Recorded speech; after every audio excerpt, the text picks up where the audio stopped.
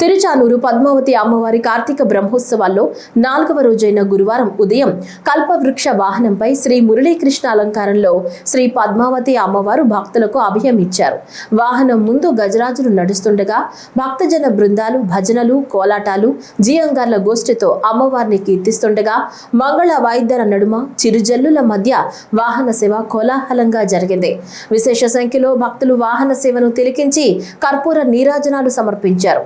ఈ రోజు సాయంత్రం హనుమంత వాహనంపై అమ్మవారు భక్తులను కటాక్షించనున్నారు. పట్టుకోమని చెబుతుంది చక్కగా. అటువంటి ఆ శక్తి రూపాన్నే ఇక్కడ ఆవిష్కరింపజేసినటువంటి మహామారులు తిరుమల తిరుపతి యాత్ర చేశారు.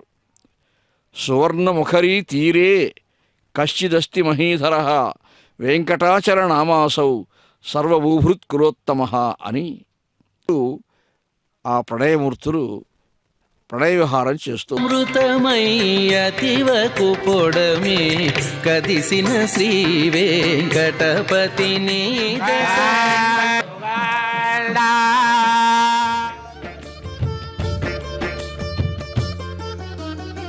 శ్రేష్టమైనటువంటి కాంతి స్వరూపమైన గురువుగా భాషించే స్వరూపంతో అడుగడుగున ఆనంద కర్పూర నీరాజనాలను అందుకుంటూ ఆ స్వామిని రాయేత్యనను అవచారాయ వై యజ్ఞం యోగ ఆగతే ఆగత ఇత్యాగతే యుంక్తే యుంజానేషు ప్రజాపతిర్వై